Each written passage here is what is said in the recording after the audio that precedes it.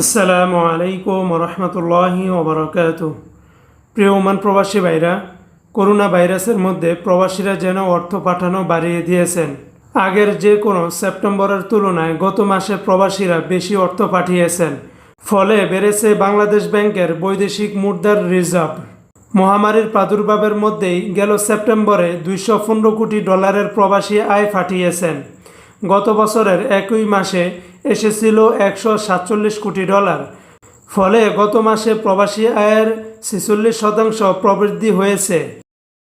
প্রবাসী আয়ের মাধ্যমে পাচার করা টাকা ফেরত আসছে বলে অনেকের ধারণা, যদিও ব্যাংকাররা প্রবাসী আয় বাড়ার পিছনে বিভিন্ন কারণ তুলে ধরেছেন। রাষ্ট্র মালিকানাধীন রূপালী ব্যাংকের ব্যবস্থাপনা পরিচালক ওবায়দুল্লাহ আল মাসুদ প্রথম আলোকে বলেন, উন্নত দেশে যাওয়া অনেক বাংলাদেশির মোহভঙ্গ হয়েছে। তাদের অনেকের আয় কমে গেছে, আবার অনেকে স্বাস্থ্য ব্যবস্থা নিয়ে হতাশ হয়েছেন। ফলে অনেকেই দেশে ফেরার প্রস্তুতি শুরু করেছেন। এজন্য তারা সব জমানো টাকা পাঠিয়ে দিচ্ছেন। আবার করোনার মধ্যে অনেকে নিকট আত্মীয়দের দানও করছেন। এসব কারণে আয় বেড়েছে।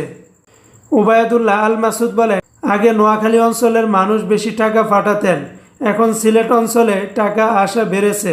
তিনি আরও বলেন, করোনার মধ্যে গত জুলাই মাসে 259 কোটি ডলারের আয় এসেছিল, আর আগস্টে এসেছিল 196 কোটি ডলার। এত প্রবাসী আয় আসায় ব্যাংকগুলোতে ডলারের উদ্বৃদ্ধ দেখা দিয়েছে।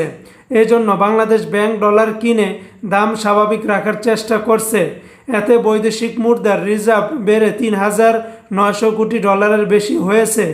আর ডলার কিনে বাংলাদেশ ব্যাংক টাকা দেওয়ায় অনেক ব্যাংকের হাতে অতিরিক্ত টাকা জমে গেছে।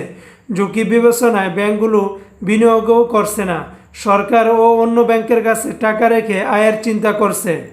জানা গেছে, চলতি অর্থ বছরের প্রথম 3 মাসে প্রবাসী আয় এসেছে 671 কোটি ডলার, যা আগের অর্থ বছরের একই সময়ের তুলনায় প্রায় 49% বেশি। বৈধ পথে প্রবাসী আয় বাড়াতে 2019 সালের 20 অর্থ বছরের বাজেট 2% হারে প্রণোদনা ঘোষণা করে সরকার।